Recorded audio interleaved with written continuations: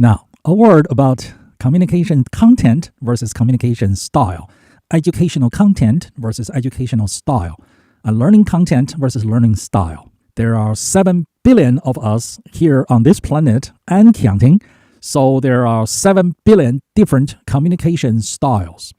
Okay, and as a leader, as a leader of people, you should be aware of this. Okay, and you should practice reverse double standard. That's a term that I coined by myself. Reverse double standard.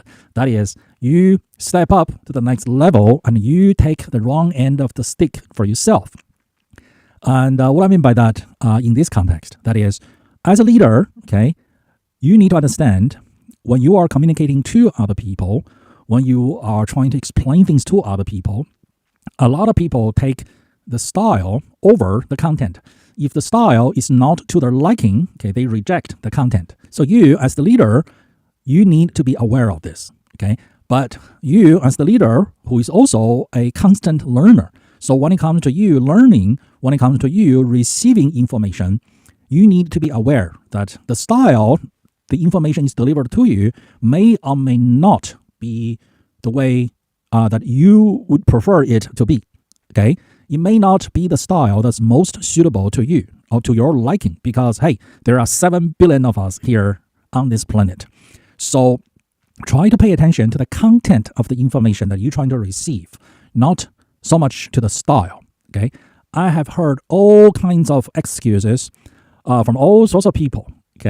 For example, they read a book and then everyone else says it's a great book with great educational content. We learn so much. But this one individual would say, oh, that book is no good. And I ask them, why do you think that book is no good? Everybody else liked the book. Everybody else learned so much from that book. Why do you hate it so much? And then this person will come back with, oh, I don't like the book because I don't like the way the book was structured. I don't like the way the book was printed using the wrong font. I didn't like the font.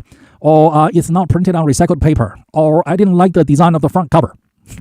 Or I bought it from Amazon and it was delivered late, or it was delivered partially damaged because UPS partially damaged the book. Therefore, I hate the author, the person who wrote the book. This is how a lot of people think.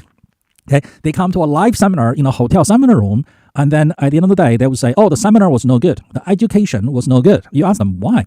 Well, I did not like the hotel seminar room. Well, what about the room that you did not like? Well, the flooring was in the wrong color.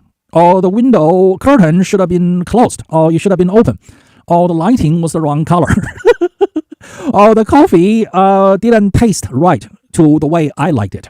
I didn't like how the coffee tasted, or they provided paper cup as opposed to china, ceramics, or they provided china as opposed to paper cups. That's why I don't like it.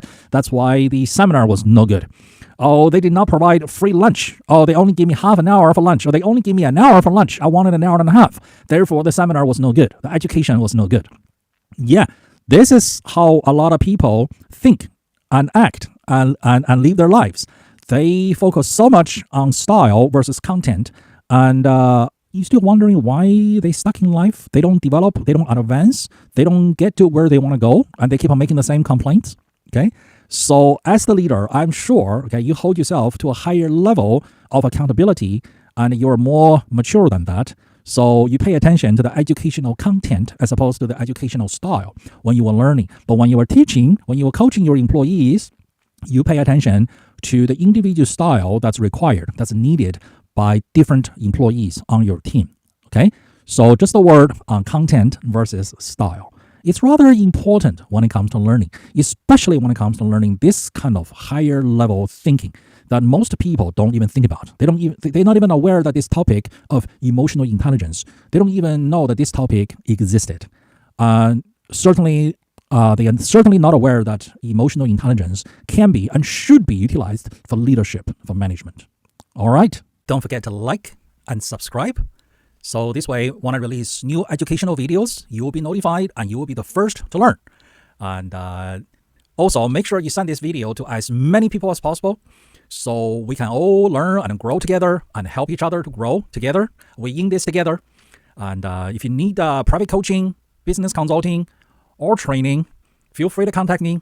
And my contact details are linked below.